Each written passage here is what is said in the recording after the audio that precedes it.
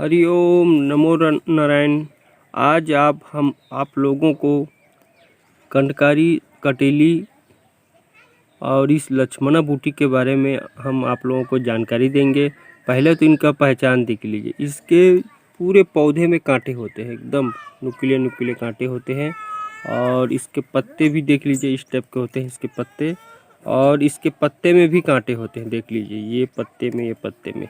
लेकिन ओरिजिनल लक्ष्मणा बूटी वही है जिनका जो ये फूल जो दिखाई दे रहा है, ये फूल, उनका केसर भी पीला सफ़ेद होना चाहिए। फूल भी सफ़ेद और जो केसर जो निकला हुआ है या इस टाइप का ये भी सफ़ेद होना चाहिए। ये केसर जो है वो सफ़ेद होना चाहिए, तो वही ओरिजिनल लक्ष्मणा बूटी है। अब इसके फल को भी दिखा देते हैं। ये देखिए, इनका फल इस टाइप का होता है। ये देखिए, ये इनका फल है। और पकने के पश्चात ये पीला हो जाते हैं। देख लीजिए, हम दिखाते हैं आप लोगों को। ये इस टाइप का पीला हो जाते हैं पकने के पश्चात। और इसका बीज इस टाइप का निकलता है। ये देखिए, इस टाइप के होते हैं बीज। और आप लोगों को अब इसका औषधि प्रयोग का जानकारी देंगे आप लोगों को। ये देखिए,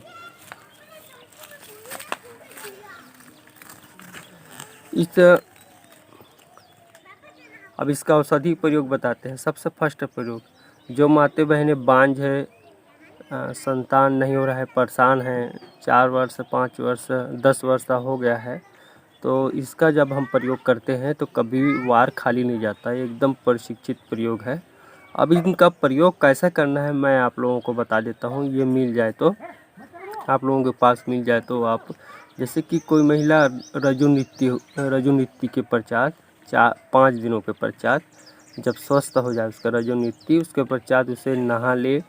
नहाने के पश्चात यहाँ पर आकर अगरबत्ती नारियल अर्पित कर दे और ईश्वर से प्रार्थना करे कि आपको इस काम से ले जा रहा हूँ करके। और इसके 7 फूल को तोड़िए आप, और मिश्री के साथ मिलाकर उस महिला को देने से वो बांझपन दूर हो जाती है और गर्भधारण करने में सक्षम हो जाती है और गर्भधारण करता है। 3 बार प्रयोग करने से, 7 फूल का 3 बार प्रयोग करना है, सवेरे सवेरे खाली पेट में। तो ये गर्भधारण माता बहनें गर्भधारण हो जाती है। ये प्रशिक्षित प्रयोग है, आप लोग भी आजमा लेना। और एक प्रयोग और बता देता हूँ उनका जड़ का। इनका जड़ को पाउडर बना लीजिए और पाउडर के साथ में शिवलिंगी के बीज और पुत्र जीवक के बीज दोनों को बराबर मात्रा में मिला लिए। और सुबह सुबह रजो नृत्य होने के पश्चात या पीरियड आने के 5वें दिन, जो आप साफ हो जाते हैं महिला का पीरियड आना, उस समय नहा धोकर आप स्वस्थ होकर इसके जड़ को सुखाकर पाउडर बना लीजिए। जब पाउडर बन जाए तो उसमें पुत्र जीवक बीज और शिवलिंगी का बीज ये मिला दीजिए और तीनों को बराबर बराबर मात्रा में मिला दे और उसे सेवन कराइए। तो निश्चित रूप से ईश्वर ने चाहा तो वो जो माता बांझपन है वो गर्भधारण करेगा। ये प्रशिक्षित प्रयोग है, आप लोग आजमा कर देख सकते हैं। इसका वार कभी खाली नहीं जाता। और एक प्रयोग और है, जैसे कि कुंवारी लड़की को भी यदि गर्भधारण करना है तो इस औषधि के माध्यम से कुंवारी लड़की भी गर्भधारण करता है। लेकिन ये प्रक्रिया को मैं नहीं बताऊंगा क्योंकि ये गलत हो जाएगा, इस कारण इसका प्रयोग मैं नहीं बताऊंगा। अब अगला प्रयोग की ओर चलते हैं। जैसे कि हाइड्रोसिल जिसे हम अंडकोश बोलते हैं, उसमें क्या होता है, अंड का बढ़ जाना और पूरे कोठे में पानी भर जाता है।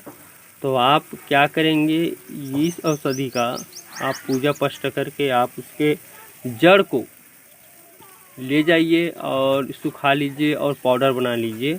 और इसमें काली मूसली जो होता है उसके साथ में मिलाकर यदि आप आधा चम्मच से कम की मात्रा में यदि सेवन करते हैं 1 सप्ताह तक, ज़्यादा नहीं, 1 सप्ताह तक, तो कैसा भी अंडकोश हो, कैसा भी शरीर में पानी भरा हो या कैसा भी फुलान क्यों ना हो, आप परेशान हो गए हैं इलाज करा कर, तो इस औषधि का प्रयोग करने से आपका हाइड्रोसिल का जो प्रॉब्लम है, अंडकोश में जो पानी भर गया उनका प्रॉब्लम है, वो ठीक हो जाता है। यह परीक्षित प्रयोग है, ये दूसरा प्रयोग है।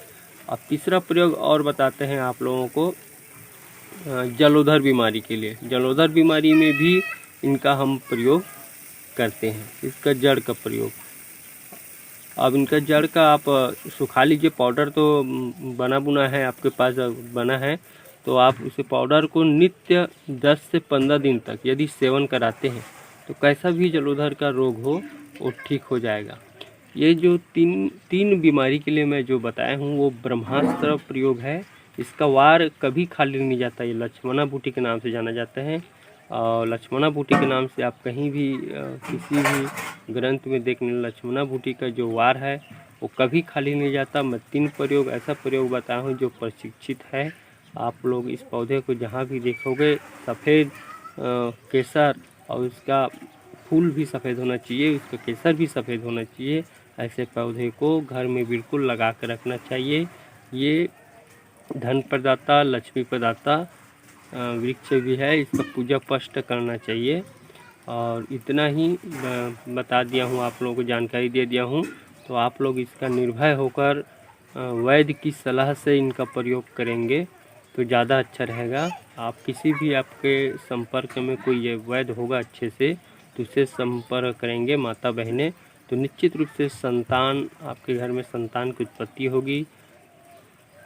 इसका हम गारंटी देते हैं। ये लक्ष्मणा बूटी का वार कभी खाली नहीं जाता। अब अपना वीडियो हम यहीं समाप्त करते हैं। जय राम, जय छत्तीसगढ़, जय भारत।